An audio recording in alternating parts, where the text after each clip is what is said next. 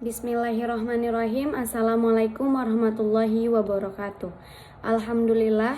Allahumma sholli ala Sayyidina Muhammad wa ala ali Sayyidina Muhammad. Perkenalkan, nama saya Aininda Laili Alsya dengan NIM 12020722052 dari kelas IHJ. Dengan dosen pengampu Bapak Jufri Hardianto Zulfan SHMH. Baik, di sini saya akan menjelaskan tentang perkembangan HAM di dunia internasional maupun di Indonesia. Terlebih dahulu, pengertian hak asasi manusia. Hak asasi manusia adalah sebuah konsep hukum dan normatif yang menyatakan bahwa manusia memiliki hak yang melekat pada dirinya karena ia adalah seorang manusia. Hak asasi manusia berlaku kapanpun, dimanapun, dan kepada siapapun, sehingga sifatnya universal. Secara konseptual, hak asasi manusia dapat dilandaskan pada keyakinan bahwa hak tersebut dianugerahkan secara alamiah. Sementara itu, mereka yang menolak penggunaan unsur alamiah meyakini bahwa hak asasi manusia merupakan jawantahan nilai-nilai yang disepakati oleh masyarakat. Masyarakat kuno tidak mengenal konsep hak asasi manusia universal seperti halnya masyarakat modern. Pelopor sebenarnya dari wacana hak asasi manusia adalah konsep hak kodrati yang dikembangkan pada abad pencerahan yang kemudian memengaruhi wacana politik secara revolusi Amerika dan revolusi Prancis. Sejarah HAM atau hak asasi manusia berawal dari dunia barat atau Eropa. Seseorang filsuf Inggris pada abad ke-17, John Locke, merumuskan adanya hak alamiah yang melekat pada setiap manusia, yaitu hak atas hidup, hak kebebasan, dan hak milik. Pada masa itu, hak masih terbatas pada bidang sipil dan bidang politik. Sejarah perkembangan HAM ditandai dengan peristiwa penting di dunia barat, yaitu Magna Carta, Revolusi Amerika, dan Revolusi Prancis. Baik, di sini kita akan melanjutkan penjelasan dari perkembangan HAM di Indonesia. Ada periode sebelum kemerdekaan pada tahun 1908 sampai 1945. Pemikiran HAM pada masa sebelum kemerdekaan dapat dilihat dalam sejarah kemunculan organisasi Pergerakan Nasional Budi Utomo, Sarekat Islam, dan Perhimpunan Indonesia. Ada periode setelah kemerdekaan pada tahun 1945 sampai sekarang. Perdebatan tentang HAM berlanjut sampai periode pasca kemerdekaan.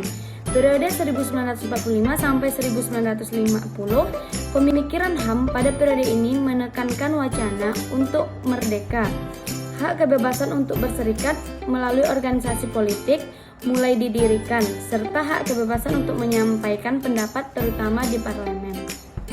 Ada juga periode 1950 sampai dengan 1959. Periode ini dikenal dengan periode parlementer.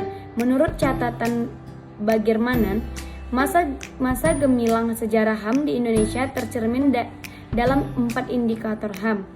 Muncul partai politik dengan berbagai ideologi, adanya kebebasan pers, pelaksanaan pemilihan umum secara aman, bebas, dan demokratis, kontrol parlemen atas eksekutif. Pada periode 1959 sampai dengan 1966, periode ini merupakan masa berakhirnya demokrasi liberal dan digantikan dengan demokrasi terpimpin yang terpusat pada kekuasaan Presiden Soekarno. Melalui sistem demokrasi terpimpin, kekuasaan terpusat di tangan presiden tidak dapat dikontrol oleh parlemen. Sebaliknya, parlemen dikendalikan oleh presiden. Kekuasaan Presiden Soekarno bersifat absolut, bahkan dinobatkan sebagai presiden seumur hidup. Pada periode 1966 sampai dengan 1998, pada mulanya Orba menjanjikan harapan baru tentang HAM mengalami kemunduran pesat pada tahun 1970-an hingga 1980-an.